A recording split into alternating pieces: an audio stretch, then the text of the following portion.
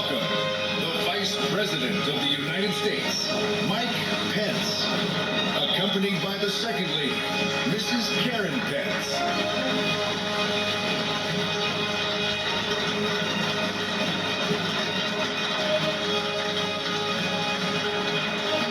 This is Fort McHenry, Maryland National Monument, site of a key battle in the War of 1812, a place that was the setting for the Star-Spangled Banner, Francis Scott Key. There's been Hatch Act concerns over the course of the RNC, them using federal property for campaign purposes. Those concerns hold about this monument too, which has been closed to the public for COVID reasons for 5 months now.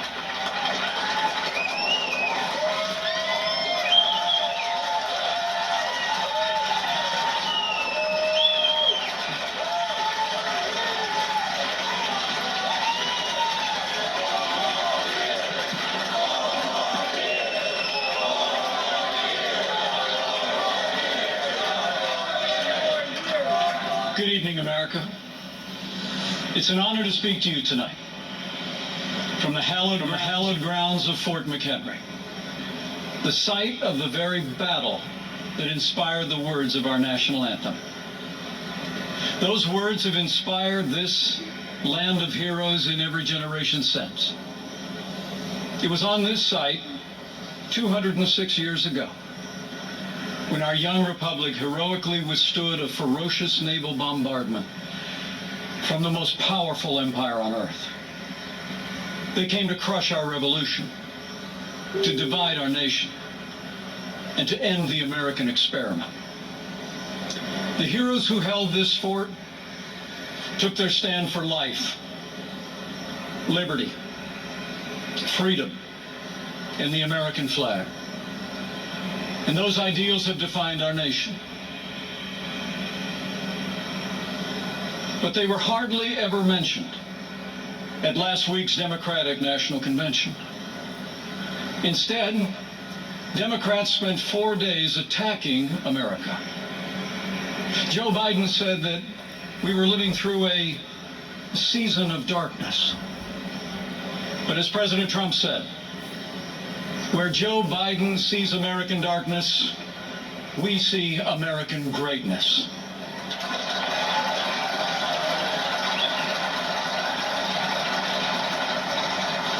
In these challenging times, our country needs a president who believes in America, who believes in the boundless capacity of the American people to meet any challenge, defeat any foe, and defend the freedoms we hold dear.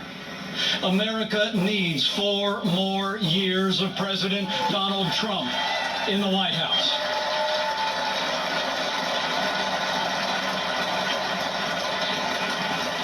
Before I go further, allow me to say a word to the families and communities in the path of Hurricane Laura. Our prayers are with you tonight, and our administration is working closely with authorities in the states that will be impacted. FEMA has mobilized resources and supplies for those in harm's way. But this is a serious storm, and we urge all those in the affected areas to heed state and local authorities. Stay safe, and know that we'll be with you every step of the way to support, rescue, respond, and recover in the days and weeks ahead. That's what Americans do.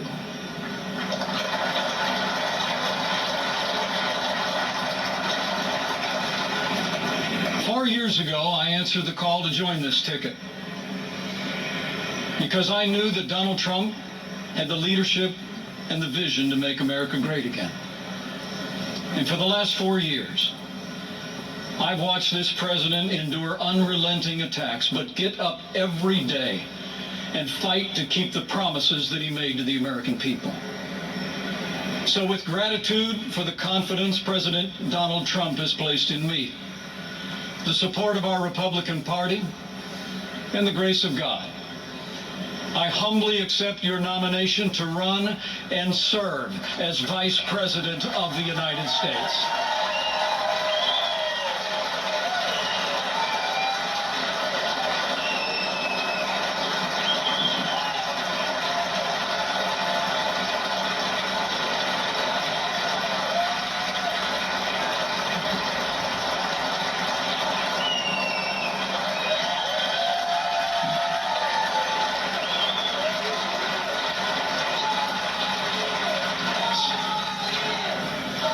Serving the American people in this office has been a journey I never expected. It's a journey that would not have been possible without the support of my family, beginning with my wonderful wife, Karen.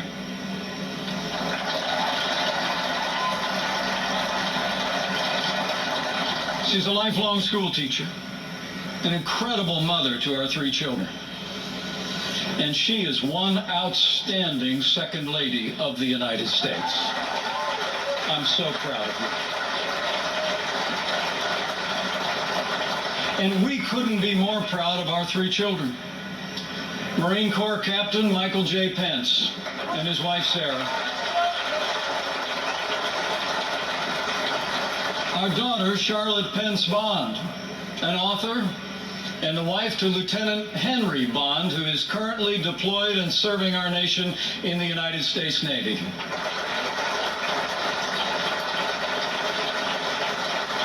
And our youngest, a recent law school grad, our daughter Audrey, and her fiancé, who, like so many other Americans, had to delay their wedding this summer. But we can't wait for Dan to be a part of our family.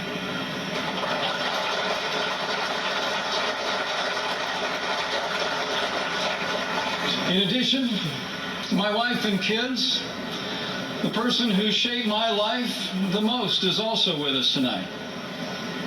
My mom, Nancy.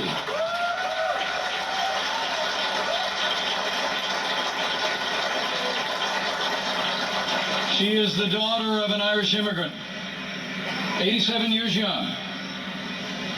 And Mom follows politics very closely. And the truth be told, sometimes I think I'm actually her second favorite candidate on the Trump-Pence ticket.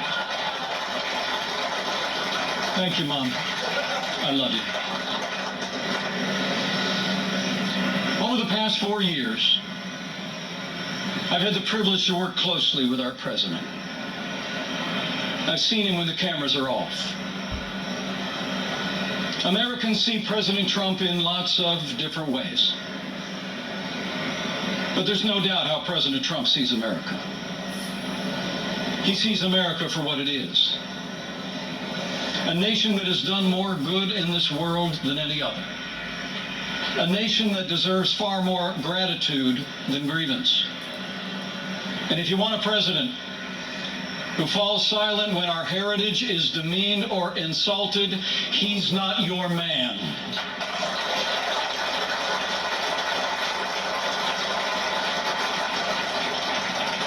Now, we came by very different routes to this partnership. And some people think we're a little bit different. But you know, I've learned a few things watching him. Watching him deal with all that we've been through over the past 4 years. He does things in his own way, on his own terms. Not much gets past him. And when he has an opinion, he's liable to share it. He certainly kept things interesting. But more importantly, President Donald Trump has kept his word to the American people.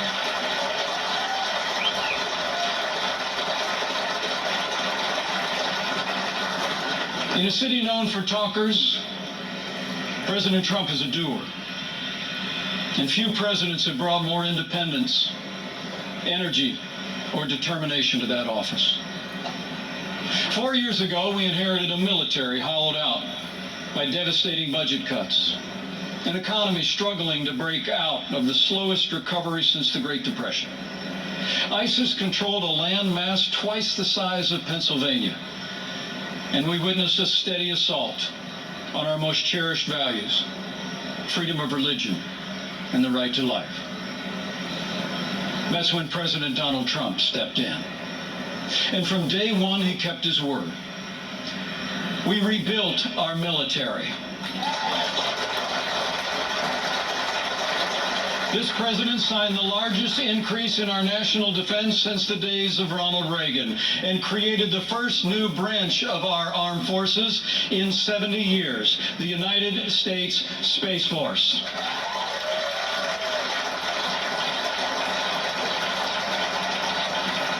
And with that renewed energy, we also returned American astronauts to space on an American rocket for the first time in nearly 10 years.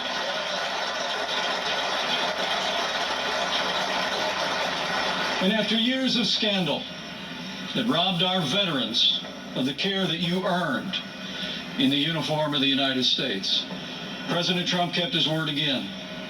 We reformed the VA, and Veterans Choice is now available for every veteran in America.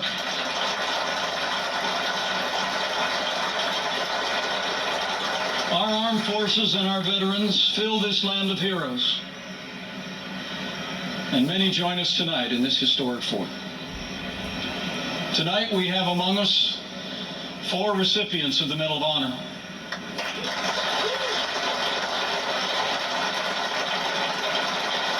Six recipients of the Purple Heart.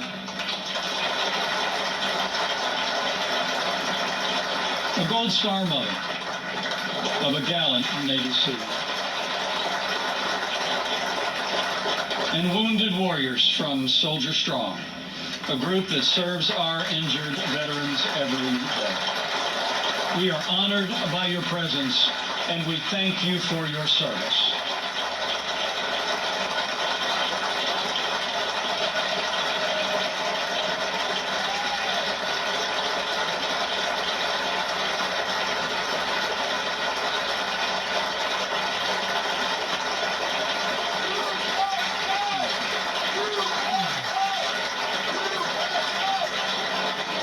With heroes just like these, we defend this nation every day. But under this commander-in-chief, we've taken the fight to radical Islamic terrorists on our terms, on their soil. Last year, American armed forces took the last inch of ISIS territory, crushed their caliphate, and took down their leader without one American casualty. And I was there when President Trump gave the order to take out the world's most dangerous terrorist. Iran's top general will never harm another American because Qasem Soleimani is gone.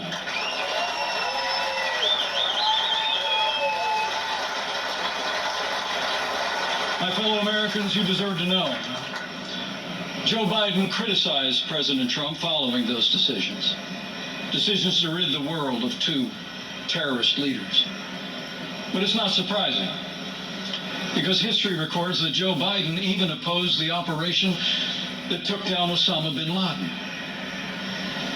It's no wonder that the Secretary of Defense under the Obama-Biden administration once said that Joe Biden has been, and I quote, wrong on nearly every major foreign policy and national security issue over the past 4 decades. So we've stood up to our enemies, and we've stood with our allies. Like when President Trump kept his word and moved the American embassy to Jerusalem, the capital of the State of Israel, setting the stage for the first Arab country to recognize Israel in 26 years. Closer to home, we appointed more than 200 conservative judges to our federal courts. We supported the right to life and all the God-given liberties enshrined in our Constitution, including the Second Amendment right to keep and bear arms.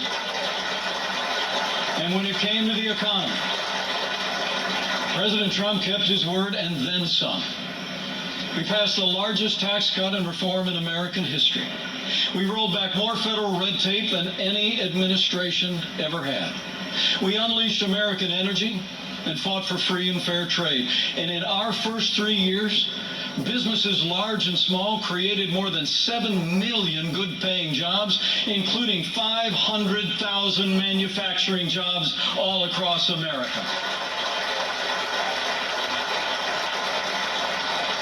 Our country became a net exporter of energy for the first time in 70 years. Unemployment rates for African Americans and Hispanic Americans hit the lowest level ever recorded. And on this 100th anniversary of a woman's right to vote, I'm proud to report that under President Donald Trump, we achieved the lowest unemployment rate for women in 65 years. And more Americans working than ever before. In our first 3 years, we built the greatest economy in the world. We made America great again.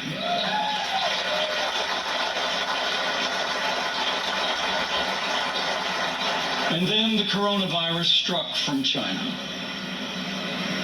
Before the first case of the coronavirus spread within the United States, the president took unprecedented action and suspended all travel from China, the second largest economy in the world. Now that action saved untold American lives. And I can tell you firsthand, it bought us invaluable time to launch the greatest national mobilization since World War II. President Trump marshaled the full resources of our federal government from the outset. He directed us to forge a seamless partnership with governors across America in both political parties. We partnered with private industry to reinvent testing and produce supplies that were distributed to hospitals around the land. Today, we're conducting more than 800,000 tests a day, and we have coordinated the delivery of billions of pieces of personal protective equipment for our amazing doctors, nurses, and healthcare workers.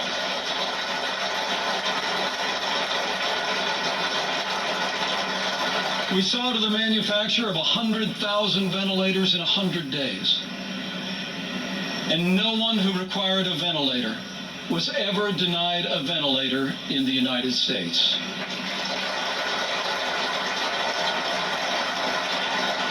We built hospitals, surged military medical personnel, and enacted an economic rescue package that saved 50 million American jobs.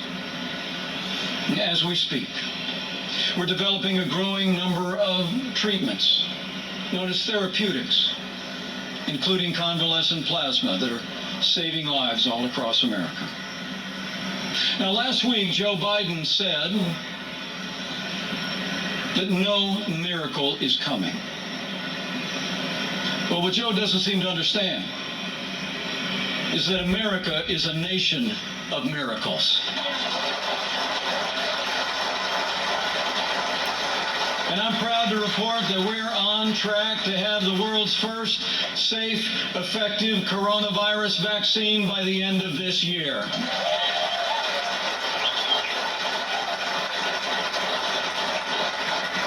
After all the sacrifice in this year like no other, all the hardship, we're finding our way forward again. But tonight, our hearts are with all the families who've lost loved ones and have family members still struggling with serious illness. In this country, we mourn with those who mourn. We grieve with those who grieve. And this night, I know that millions of Americans will pause and pray for God's comfort for each of you. You know, our country doesn't get through such a time unless its people find strength within. The response of doctors, nurses, first responders, farmers, factory workers, truckers, and everyday Americans who put the health and safety of their neighbors first has been nothing short of heroic.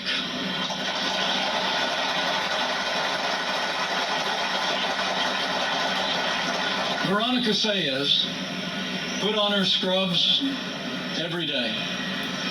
Day in and day out, went to work in one of New York City's busiest hospitals. She stayed on the job, put in the long hours until it was done, and then got back in her neighborhood and helped neighbors and friends struggling. Her brother William is a New York City firefighter. And they're both emblematic of heroes all across this country. They're with us tonight.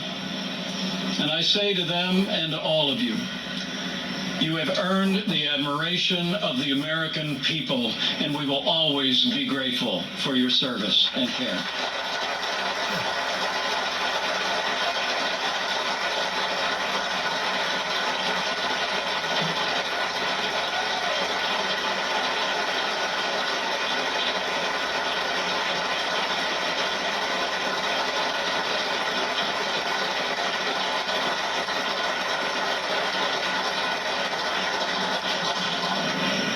Thanks to the courage and compassion of the American people, we're slowing the spread. We're protecting the vulnerable. And we're saving lives.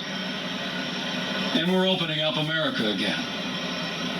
Because of the strong foundation that President Trump poured in our first 3 years, we've already gained back 9.3 million jobs in the last 3 months alone.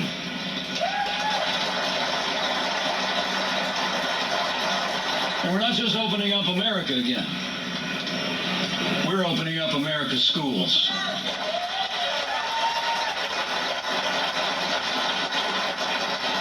And I'm proud to report that my wife, Karen, that school teacher I've been married to, will be returning to her classroom next week. And so to all of our heroic teachers and faculty and staff, thank you for being there for our kids. We're going to stay with you every step of the way.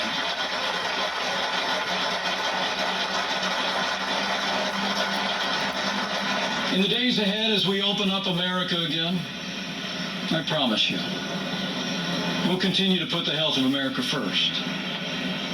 And as we work to bring this economy back, we all have a role to play. And we all have a choice to make. On November 3rd, you need to ask yourself, who do you trust to rebuild this economy? A career politician who presided over the slowest economic recovery since the Great Depression? Or a proven leader who created the greatest economy in the world? The choice is clear. To bring America all the way back, we need 4 more years of President Donald Trump in the White House.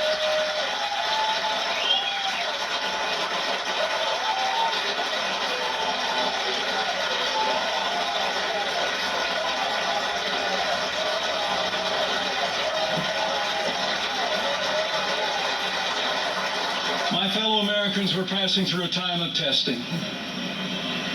But in the midst of this global pandemic, just as our nation had begun to recover, we've seen violence and chaos in the streets of our major cities.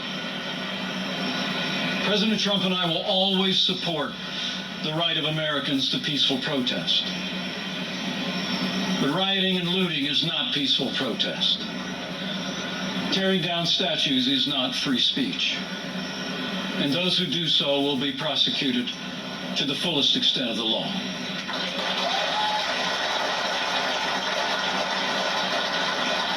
Last week, Joe Biden didn't say one word about the violence and chaos engulfing cities across this country.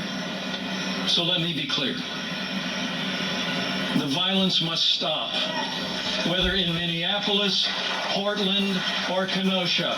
Too many heroes have died defending our freedom to see Americans strike each other down. We will have law and order on the streets of this country for every American of every race and creed and color.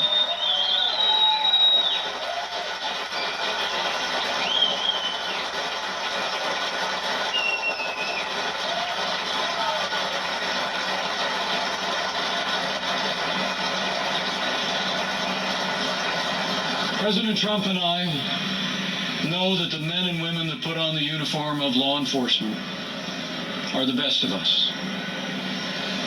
Every day, when they walk out that door, they consider our lives more important than their own. People like Dave Patrick Underwood, an officer in the Department of Homeland Security's Federal Protective Service, who was shot and killed during the riots in Oakland, California. Dave's heroism is emblematic. of the heroes that serve in blue every day. And we're privileged tonight to be joined by his sister, Angela. Angela, we say to you, we grieve with your family. And America will never forget or fail to honor Officer Dave Patrick Underwood.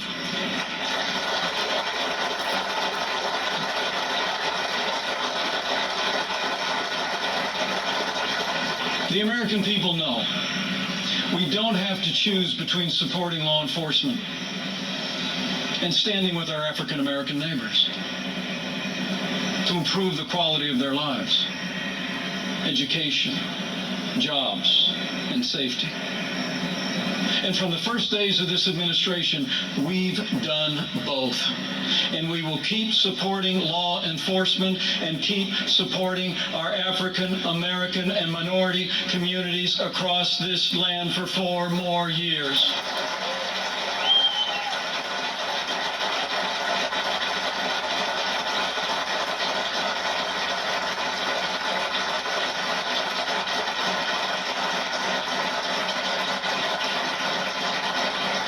Joe Biden says that America is systemically racist and that law enforcement in America has, and I quote, an implicit bias against minorities. When asked whether he'd support cutting funding to law enforcement, Joe Biden replied, yes, absolutely. Joe Biden would double down on the very policies that are leading to violence in America's cities. The hard truth is, you won't be safe in Joe Biden's America. And under President Trump, we will always stand with those who stand on the thin blue line, and we're not going to defund the police, not now, not ever.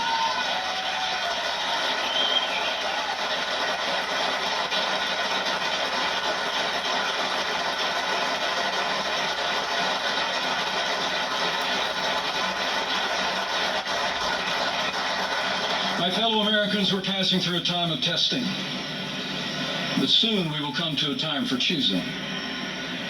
Joe Biden has referred to himself as a transition candidate, and many were asking, transition to what?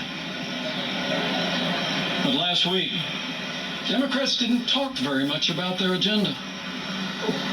And if I were them, I wouldn't either. I mean, Bernie Sanders did tell his followers that Joe Biden would be the most liberal president in modern times. In fact, he said, and I quote, that many of the ideas he fought for, that just a few years ago were considered radical, are now mainstream in the Democratic Party. At the root of their agenda is the belief that America is driven by envy, not aspiration. That millions of Americans harbor ill will toward our neighbors instead of loving our neighbors as ourselves. The radical left believes that the federal government must be involved in every aspect of our lives to correct those American wrongs. They believe the federal government needs to dictate how Americans live, how we should work, how we should raise our children, and in the process deprive our people of freedom, prosperity, and security. Their agenda is based on government control. Our agenda is based on freedom.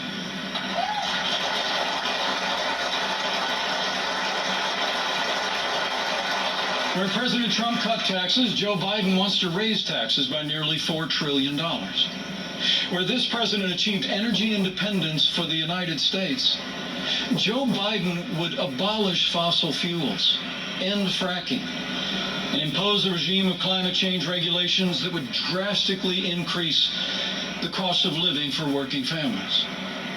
Where we fought for free and fair trade, and this president stood up to China and ended the era of economic surrender, Joe Biden has been a cheerleader for communist China. He wants to repeal all the tariffs that are leveling the playing field for American workers.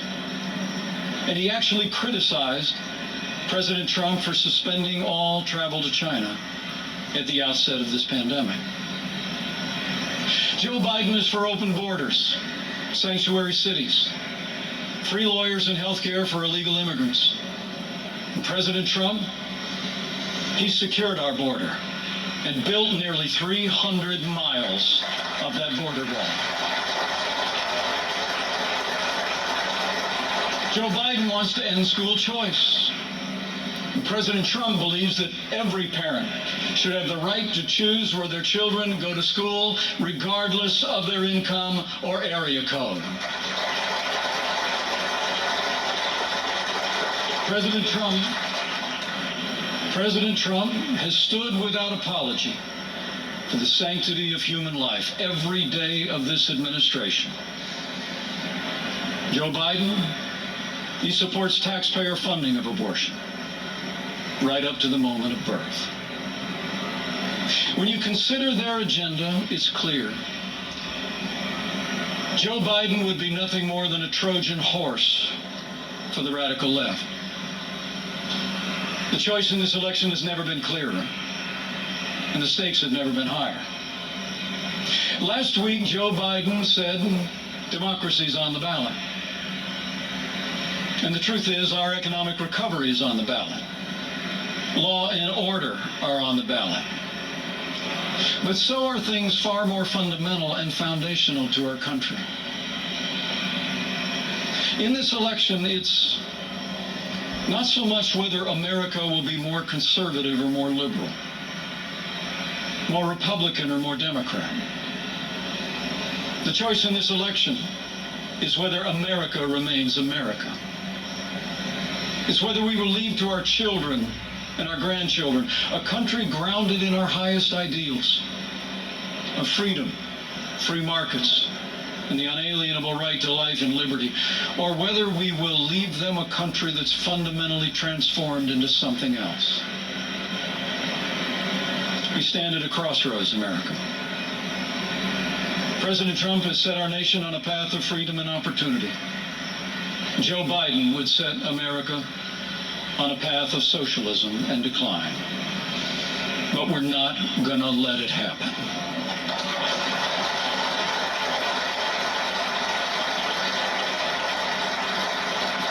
President Donald Trump believes in America and in the goodness of the American people. The boundless potential of every American to live out their dreams in freedom.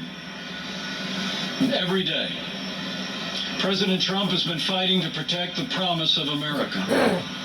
Every day, our president has been fighting to expand the reach of the American dream. And every day, President Donald Trump has been fighting for you. And now it's our turn to fight for him.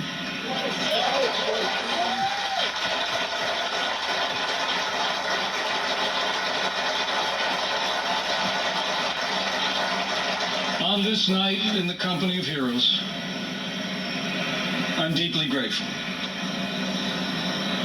Deeply grateful for the privilege of serving as Vice President of this great nation and to have the opportunity to serve again. I pray to be worthy of it, and I will give that duty all that's in me. In the year 2020, the American people have had more than our share of challenges.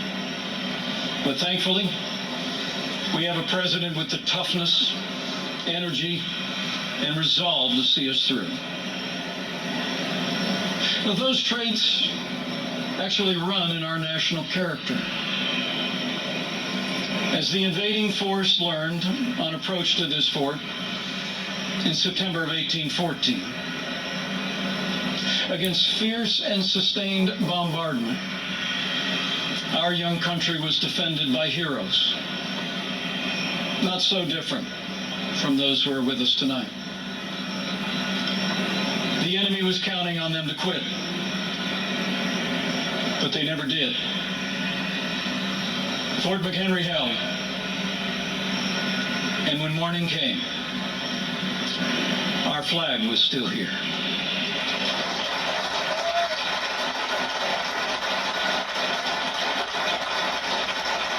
My fellow Americans, we're going through a time of testing.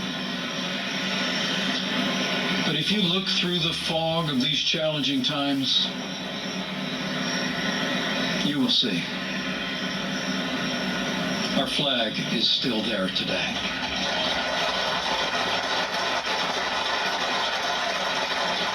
That star-spangled banner still waves over the land of the free and the home of the brave.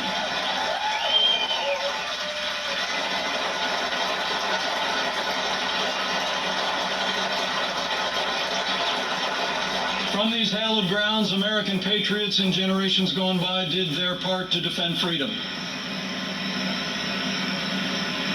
Now it's our turn.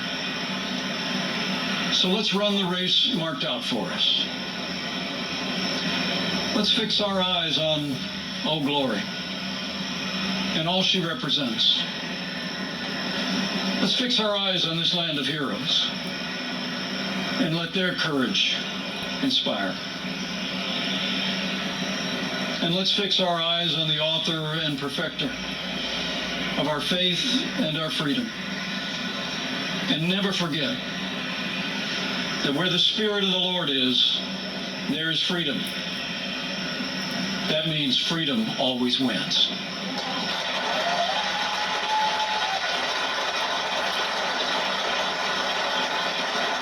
My fellow Americans, thank you for the honor of addressing you tonight and the opportunity to run and serve again as your Vice President.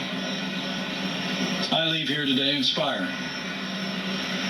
And I leave here today more convinced than ever that we will do in our time as Americans have done throughout our long and storied past. We will defend our freedom and our way of life. We will re-elect our president and principled Republican leaders across the land. And with President Donald Trump in the White House for 4 more years, and with God's help, we will make America great again. Again. Thank you. God bless you. And God bless the United States of America.